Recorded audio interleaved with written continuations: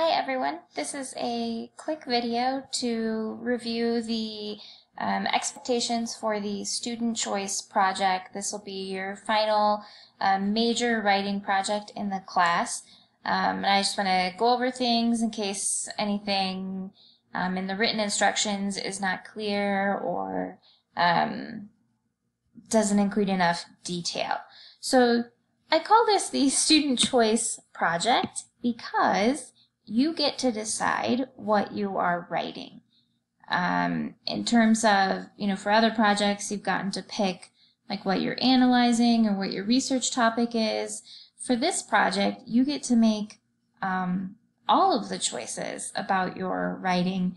Besides that, there is a like basic length requirement. But other than that, it's really up to you to design what you want to write and to apply the writing process and rhetorical principles we've been learning throughout the semester to your own project or something that you'd like to create.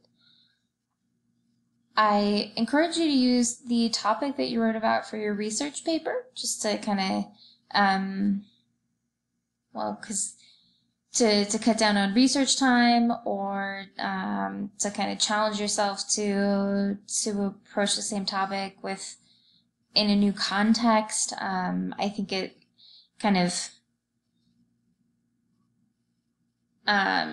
challenges your writing muscles in a different way to use the same topic but do something different with it.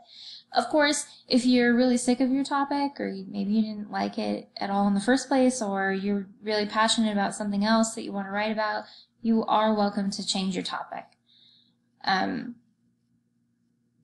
But beyond picking your own topic for writing, again, you're also going to pick an audience that you think is appropriate and a genre that you think will help you achieve your writing purpose and communicate with your audience effectively to achieve your goals.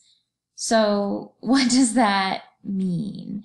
I included a few project examples here.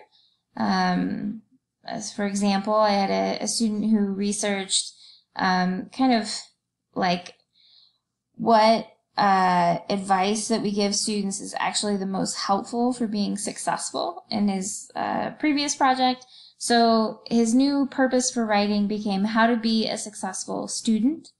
He chose an audience of first-year college students, and then thinking about that audience and kind of maybe what college students are interested in watching and reading, the student ended up making a YouTube video that included interviews with both faculty and other students on things that have helped them be successful.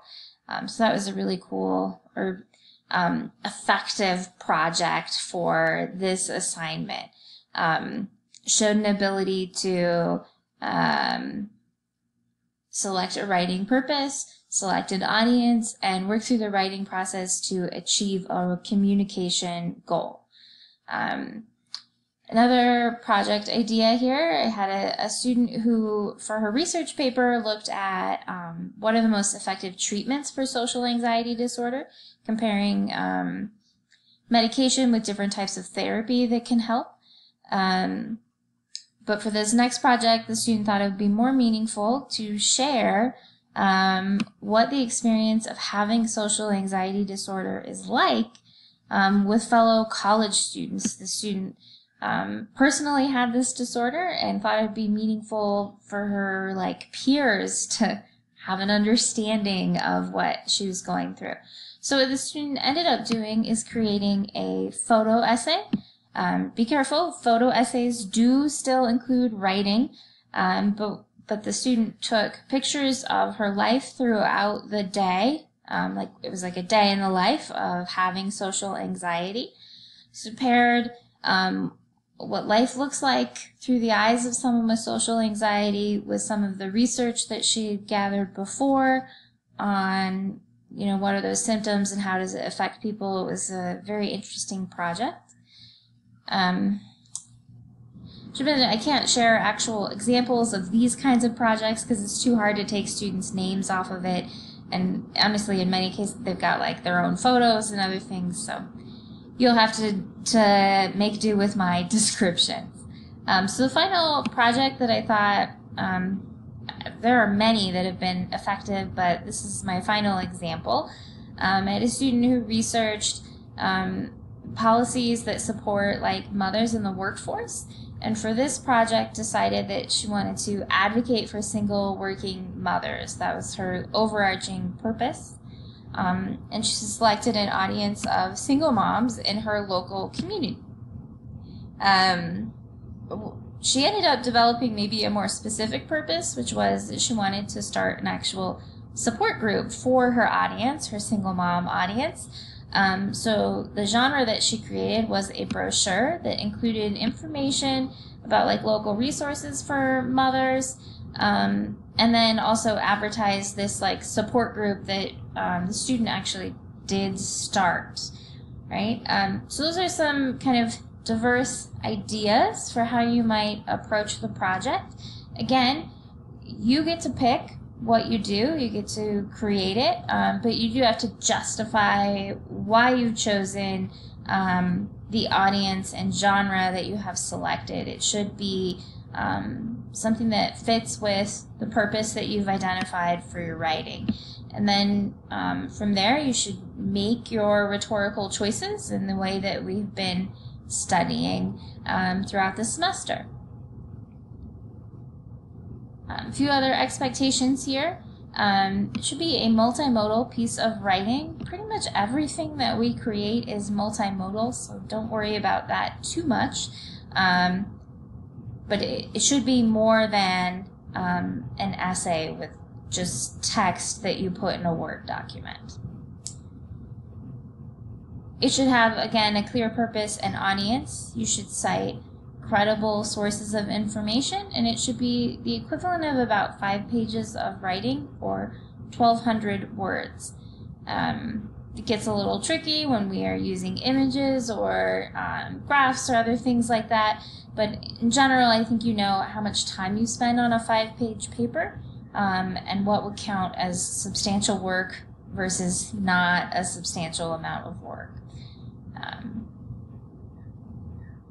All right, last thing here is that I've kind of tried to break down the assignment into steps. You can read through those steps on your own. I think that's the best way to approach this assignment, is to kind of work through those writing choices and then actually create your text. But I do want to point out that these genre ideas here are hyperlinked to examples. So I try to provide examples to types of writing that I think you, as college students, should be capable of producing. So what I do want to point out is, let's say you clicked on this one that says memoir or personal essay. You go here and you start to read this genre of writing. What we want to be thinking about is, how did this person put together this kind of writing? What kind of evidence are they using? Do they tell stories, or does it look more like a research essay that you might write in school? Do they include images? Is their voice formal or more informal? Those are all things that we refer to as writing features, and based on what you decide to do, you're going to want to use the features that align with the genre you've selected. So something I'm noticing as I look through this is that the student or writer here appears to be telling a personal story, and it seems to be interspersed with information, but they're primarily sharing this information from their personal perspective of a story, right? So if I were to choose this genre of writing, I would want to do something similar with my own writing. Alternatively, I also linked to, I guess, the editorial page for the Powell Tribune. Unlike this memoir example that I selected first, when I look at an editorial, I notice that while it's also the personal opinion of the writer, This person does not appear to be sharing a story. Instead, they're describing an event and what they think about it, but it's not like told from as personal of a perspective. It includes more information.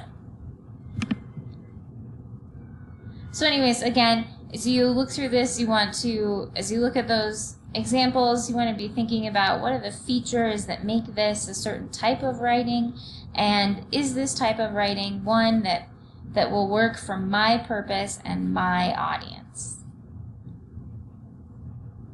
If you have questions about whether your idea will make sense or work, or how other students have completed similar projects, please do not hesitate to contact me and ask for help. I'd love to share more specifics on how you might make a YouTube video or work on something else for this class.